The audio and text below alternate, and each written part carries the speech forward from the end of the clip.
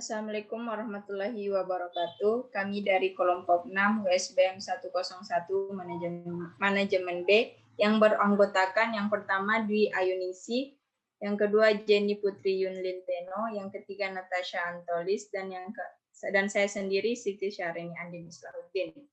Adapun materi yang kami bawakan yaitu etnis Makassar dan analisis SWOT sumber daya manusia maritim. Baik, materi pertama mengenai kehidupan etnis Makassar akan dibacakan oleh Saudari Dwi Ayuningsi. Kehidupan etnis Makassar. Masyarakat etnis Makassar terkenal sebagai pelaut ulung dari sejak dulu karena keberaniannya dan kecakapannya dalam mengarungi laut. Di Makassar, terdapat komunitas nelayan tertua yaitu nelayan Patorani yang bermukim di daerah Galesong, Kabupaten Takalar, Sulawesi Selatan. Target tangkapan nelayan Patorani adalah ikan terbang atau dalam bahasa Makassar disebut juku torani, khususnya telur dari ikan tersebut, maka dari itu nama ikan ini dilekatkan. Nelayan Patorani menjalankan sebuah ritual sebelum melaut dan saat melaut. Sebelum melaut, nelayan terlebih dahulu menyiapkan pakaja atau alat tangkap. Kapal dibenahi atau alat pak biseang dari kerusakan. Setelah persiapannya telah siap, selanjutnya dilakukan ritual pertama yaitu bernama acaru-caru atau acerat turungang yang dilakukan oleh keluarga nelayan dan dipimpin oleh seorang penghulu atau sesepuh untuk memanjatkan doa kepada Tuhan agar selamat dan dilakukan ketika kapal pertama kali dipakai melaut. Oke, untuk melanjut materi sebelumnya mengenai sesajian yang disiapkan dan ritual kedua akan dibawakan oleh Saudari Natasha Antolis.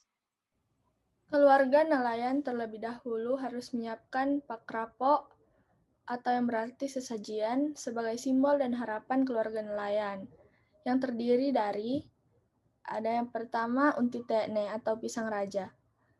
Unti tene ini berarti kesejahteraan dalam segala aktivitas. Selanjutnya ada umba-umba atau onde-onde. Onde-onde ini memiliki sifat yang selalu muncul dan tidak dapat tenggelam, karena dalam proses pembuatannya, kue ini akan muncul ke permukaan air jika sudah matang. Yang selanjutnya ada kula pisik atau kue lapis. Kue lapis ini berbentuk berlapis-lapis. Diharapkan pula rezekinya juga berlapis-lapis. Yang selanjutnya ada bayau jangang atau telur ayam, leko atau daun sirih, rapo atau buah pinang. Ketiga ini dianggap sebagai simbol penghormatan kepada roh leluhur. Selanjutnya ada songkolok kebo atau nasi ketan putih, songkolok leleng atau nasi ketan hitam. Setelah itu dilanjutkan dengan pembacaan mantra atau pak doangang seperti mantra sebelum kapal menuju laut. Punggawa bersama para sawi biasanya berkumpul di pinggir laut, kemudian punggawa biseang naik ke atas kapal dan mulai membacakan mantra atau pak doangang dalam suasana yang sakral saat kapal mulai berpindah ke lautan lepas. Baik, selanjutnya mengenai keunikan upacara etnis Makassar dan analisis SWOT bagian strength dan weakness akan dibawakan oleh Saudari Jenny Putri Yunlinteno.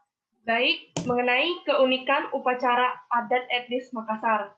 Yang pertama itu ada kepercayaan tentang kehadiran Nabi Khidir.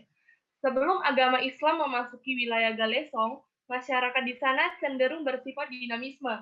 Dinamisme adalah kepercayaan terhadap benda tertentu yang memiliki kekuatan magis. Masyarakat percaya bahwa di lautan terdapat berbagai makhluk halus. Kemudian setelah kedatangan agama Islam, kepercayaan masyarakat mulai beradaptasi. Mereka percaya bahwa Allah melimpahkan penugasan wilayah lautan kepada Nabi Helerek atau Nabi Khidir, yang hingga sekarang kehadirannya masih dipercayai. Yang kedua adalah mempercepat persaudaraan antar masyarakat. Dalam upacara adat Patorani, masyarakat akan saling bahu-membahu dan bersinergi satu sama lain agar semua berjalan dengan baik. Yang ketiga adalah nilai sarak. Sarak adalah segala hal yang harus dilakukan sebelum melakukan sesuatu, agar apa yang dilakukan sebelum melakukan sesuatu, agar apa yang dilakukan terhindar dari segala hambatan, rintangan, dan juga terlepas dari bala. Ritual ini juga tetap mengedepankan ajaran agama Islam sebagai pedoman dalam kehidupan masyarakat. Yang keempat adalah tangisan keluarga pembawa bala. Saat proses upacara patorani, tidak hanya keluarga dekat, tetapi juga kerabat jauh dilarang keras untuk meneteskan air matanya, karena bersedih dianggap akan membawa kesialan dan kegagalan hasil tangkapan torani. Selanjutnya mengenai analisis SWOT bagian strength. Strength. Dengan adanya sumber daya alam maritim yang luas dan sangat berpotensi dalam membangun perekonomian, pemerintah harus mengerahkan upaya pelatihan sumber daya manusia agar kekuatan dari sumber daya alam maritim ini dapat dikelola dengan baik. Selain itu, dengan adanya pengarahan dari pemerintah terkhusus untuk sumber daya maritim, maka peluang akan terbukanya lapangan pekerjaan akan lebih terbuka lebar dan tingkat pengangguran Indonesia dapat berkurang. Selanjutnya, weakness. Kurangnya sosialisasi mengenai sumber daya maritim terkadang membuat masyarakat memiliki persepsi bahwa pekerjaan di bidang maritim hanya berupa nelayan atau pedagang ikan saja. Padahal masih banyak pekerjaan lain yang bisa diciptakan untuk mengelola sumber daya alam maritim, sehingga persepsi itu menjadi sebuah kelemahan dan dapat membuat sumber daya manusia maritim menjadi berkurang. Selanjutnya, analisis SWOT, opportunity, dan threats akan dibacakan oleh saya sendiri. Dengan banyaknya sumber daya maritim, maka dapat membuka lapangan pekerjaan bagi masyarakat yang perlu dilatih atau diberikan pendidikan terlebih dahulu mengenai sumber daya maritim.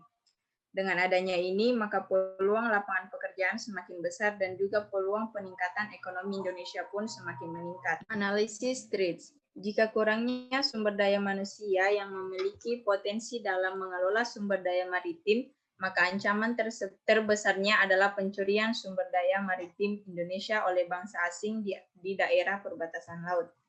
Selain itu, jika kurangnya pekerjaan yang berkaitan dengan maritim dan dapat membantu meningkatkan kehidupan para nelayan, maka kehidupan para nelayan pun mengalami dampak yang cukup ironi. Itulah tadi pemaparan dari kelompok kami. Lebih dan kurangnya mohon dimaafkan. Wabillahi taufiq wal hidayah. Wassalamualaikum warahmatullahi wabarakatuh.